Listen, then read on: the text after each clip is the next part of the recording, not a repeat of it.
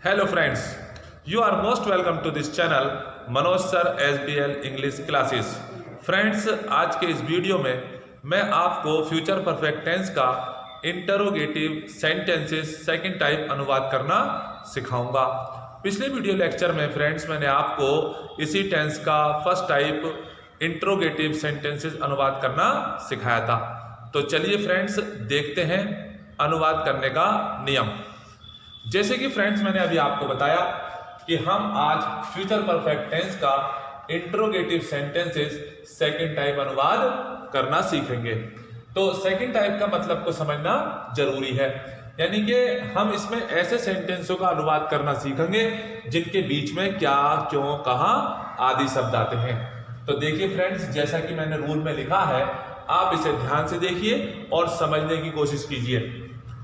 यदि वाक्य के बीच में क्या, क्यों, कहां आदि प्रश्न सूचक शब्द यानी क्वेश्चन वर्ड आए तो अंग्रेजी बनाते समय सबसे पहले इन्हीं शब्दों की इंग्लिश लिखी जाती है। यानी कि जब ऐसा वाक्य आएगा जिसके बीच में क्या, क्यों, कहां होंगे तो सबसे पहले इन्हीं शब्दों की इंग्लिश को लिखा जाता है।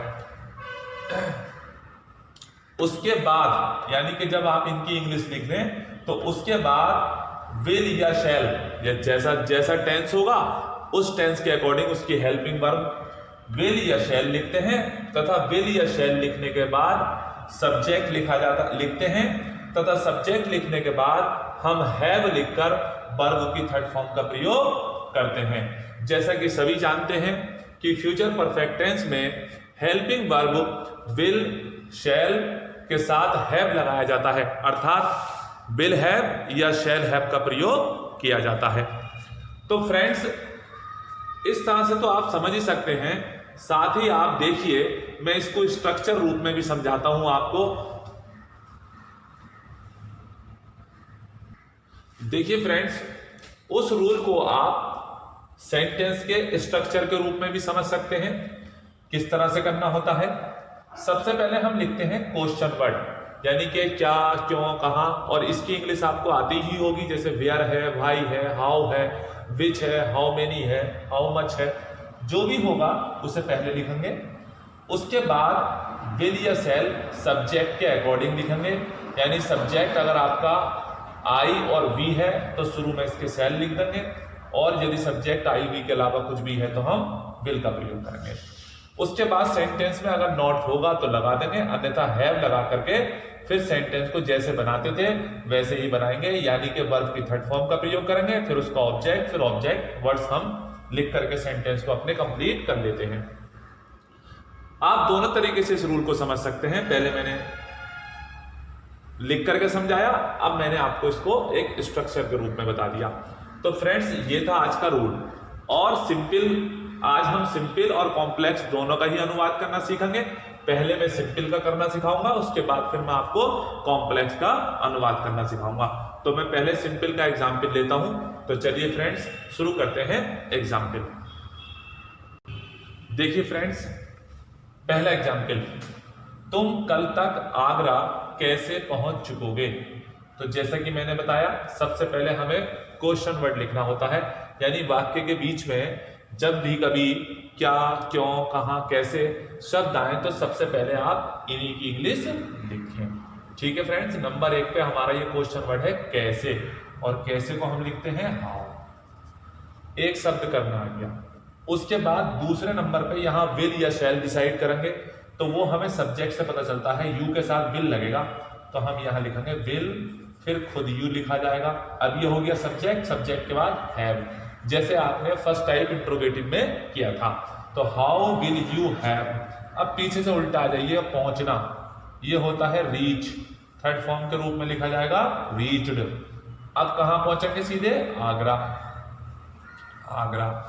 फिर समय बचा कल तक, तो पहले तक लिखिए बाई, और कल के लिए टुमारो। ये देखिएगा, इस प्रकार से हमारा अनुवाद पूरा हो गया। How will you have reached Agra by tomorrow. तो ठीक है फ्रेंड, आपकी समझ में आ गया होगा। अब मैं अगला एग्जाम्पल लेता हूं। देखिए फ्रेंड्स, अगला एग्जाम्पल इस प्रकार है, वह यहाँ कब तक ठहर चुकेगा। तो सबसे पहले क्वेश्चन वर्ड है कब तक। कब तक को हम लिखते हैं हाउ लॉन्ग, ठीक। उसके बाद विल या शैल, वो यहां से पता चलेगा वह है तो विल आएगा, विल ही है, ये तो एक बार भी कर देना चाहिए। तो हाउ लॉन्ग विल ही है। अब ठहरने की पता होनी चाहिए, स्टे होती है तो स्टेड हो जाएगा, स्टेड हियर। ये देखिएगा कितनी सरलता से हो जाता। सिंपल तो बहुत आसान है, कॉम्प्लेक्स में दो काम वाले आएंगे तो वो एक प्रेजेंट इंडेफिनिट का सेंटेंस और हमें अनुवाद करना होता, बस इससे ज्यादा और कुछ नहीं होता। एक और ले लेता हूं, शायद समझ में ना आया हो तो फिर आ जाएगा। देखिए फ्रेंड्स, अगला सेंटेंस इस प्रकार है, बारिश खां कल तक अपना पाठ क्यों याद नहीं कर चुकेंगे। तो ठीक है, जैसा मैंने आपको बताया था, सबसे पहले क्वेश्चन वर्ड, ये देखिए, ये वाई, क्यों। अब बारिश खां के हिसाब से विल। अब ये खुद सब्जेक्ट,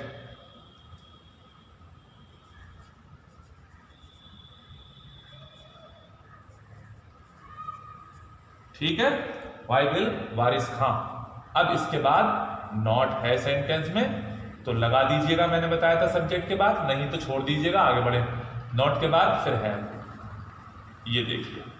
तो इतना सेंटेंस कंप्लीट हो गया, वाई विल बारिश खान नॉट हैव। अब पीछे से आते हैं, याद करना।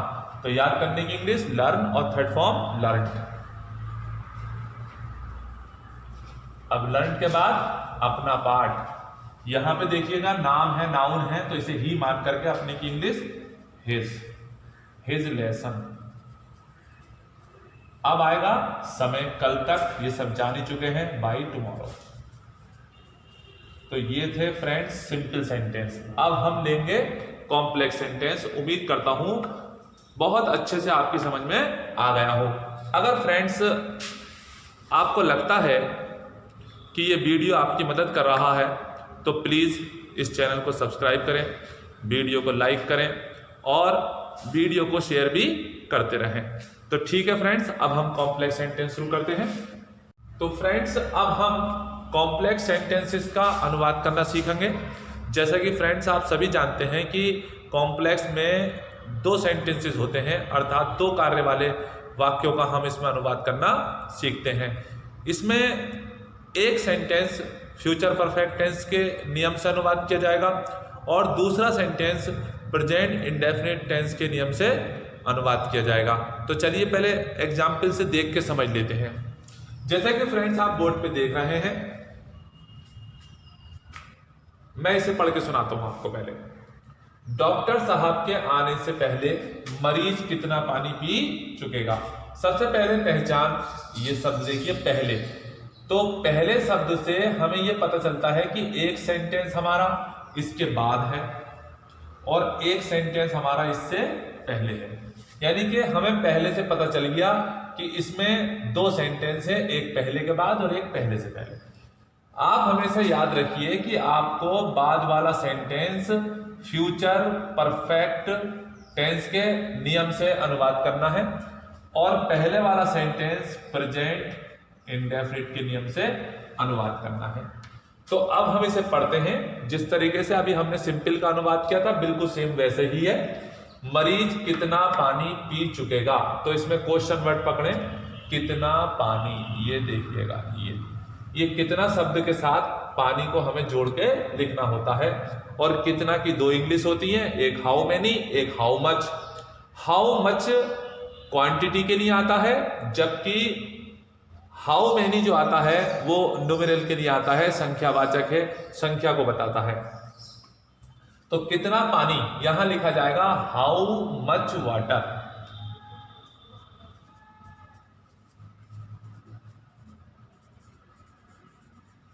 ये देखिए हाउ मच वाटर, ये हो गया हमारा क्वेश्चन वर्ड। अब इसके बाद हमें सब्जेक्ट को देखना होगा। अगर यहां मैं और हम है तो शैल लगाइए, और यहां पर मैं और हम के अलावा कुछ और है तो यहां विल लगाइए। तो मरीज यानी पेशेंट, और पेशेंट के अकॉर्डिंग यहां पर आएगा विल द पेशेंट। ये देखिएगा। विल द पेशेंट, इतना हो गया। अब इसके तुरंत बाद हैव लगेगा।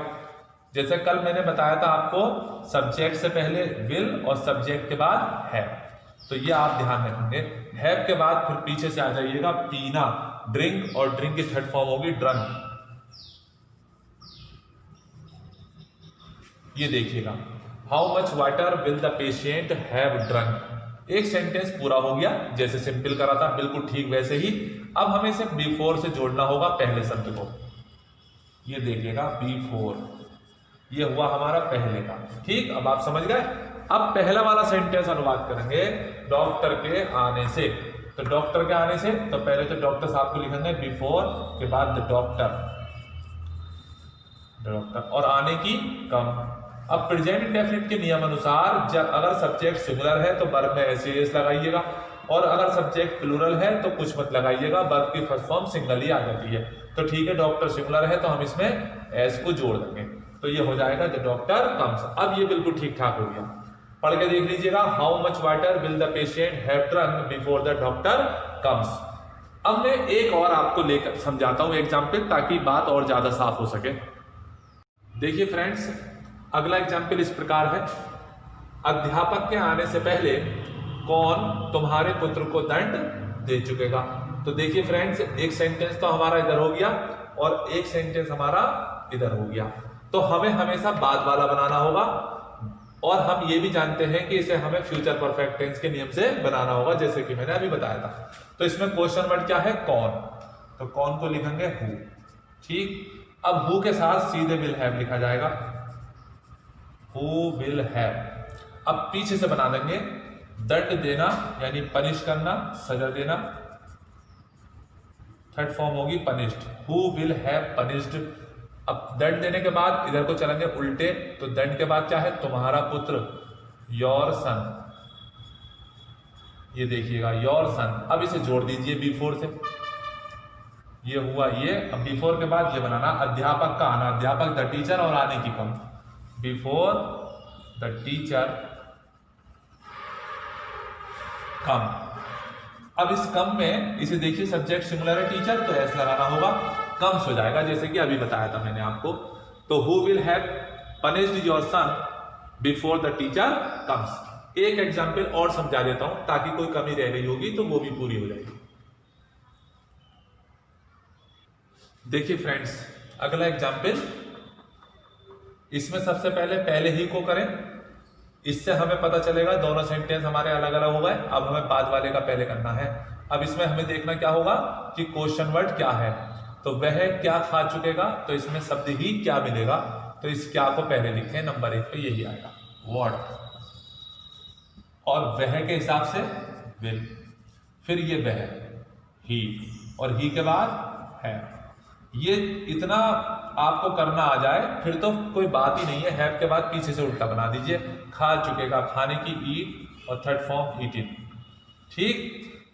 What will he have eaten. अब जोड़ दीजिएगा इसे पहले से, बिफोर, क्या बचा, मेरे पेड़ पर चढ़ने से। इसे प्रेजेंट डेफिनिट के नियम से करेंगे, यानी बिफोर आई, यानी मैं इससे पहले पेड़ पे चढ़ता, आई, और चढ़ने के लिए क्लाइम। अब देखिए आई क्लाइम। अब पेड़ कैसे ऐसे होते हैं पेड़, तो हम ऊपर की तरफ को चढ़ते हैं ऐसे ऊपर को, तो अप और लगाना पड़ता, क्लाइम अप द ट्री। ये देखिएगा सेंटेंस तैयार हो गया, what will he have eaten before I climb up the tree. ठीक है फ्रेंड्स, एक और ले लेता हूं, फिर मैं वीडियो को समाप्त करूंगा। देखिए फ्रेंड्स, एग्जाम्पल इस प्रकार है, अध्यापक के कक्षा में प्रवेश करने से पहले तुम प्रश्न कैसे हल कर चुके होगे। तो वही पुरानी तरकीब, पहले से समझ गए। अब हमें बाद वाला पहले अनुवाद करना है, तुम प्रश्न कैसे हल कर चुके होगे। तो जाहिर सी बात है क्वेश्चन वर्ड ढूंढेंगे हम इसमें, तो क्वेश्चन वर्ड है कैसे, हाउ। एक शब्द हो गया, ये देखिएगा। इसके बाद सब्जेक्ट क्या है, तुम के हिसाब से विल, फिर तुम, यू, अभी तुम हो गया, इसके बाद हैव, तो हाउ विल यू हैव। अब हैव के बाद पीछे से उल्टा बनाते हैं, हल करना, सोल्व्ड, ठीक। सॉल्व्ड क्या चीज हल करना है? प्रेजेंट। तो देखिए गणित के सवाल हल करे जाते हैं उन्हें हम सम्स कहते हैं। सॉल्व्ड द सम्स, ये देखिएगा तो पूरा सेंटेंस बन गया हमारा, how will you have solved the sums. अब इतना बनाने के बाद अब हमें ये वाला सेंटेंस बनाना प्रेजेंट डेफिनिट में, अध्यापक के कक्षा में प्रवेश करने से।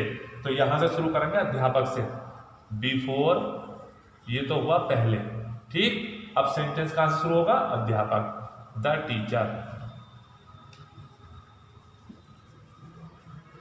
Before the teacher. अब यह क्या है? पीछे से आएंगे, इसमें भी प्रवेश करना, प्रवेश करने को कहते हैं हम एंटर। तो क्या हो जाएगा? सिंगुलर सब्जेक्ट के साथ एस लग जाएगा, before the enters, enters the class. ये आप इसमें ध्यान ये रखेंगे कि एंटर के बाद कोई प्रीपोजिशन नहीं आती, इन मत लगाना, इसकी जरूरत नहीं होती है। तो before the teacher enters the class. तो अब आप समझ गए फ्रेंड्स हमने किस तरीके से इनका अनुवाद किया। देखिए फ्रेंड्स, मैं आशा करता हूं कि ये वीडियो आपको बहुत पसंद आएगा। प्रत्येक एग्जाम्पल ने आपको कुछ ना कुछ जरूर सिखाया होगा। अगर फ्रेंड्स वीडियो आपको पसंद आता है तो प्लीज़ इस वीडियो को लाइक करें, चैनल को सब्सक्राइब कर लें ताकि मेरी वीडियो का नोटिफिकेशन आपको मिलता रहे। साथ ही इसमें कोई खर्चा नहीं होता। तो चलिए फ्रेंड्स, मिलते हैं अगले वीडियो में। इस वीडियो को देखने के लिए आपका बहुत बहुत धन्यवाद।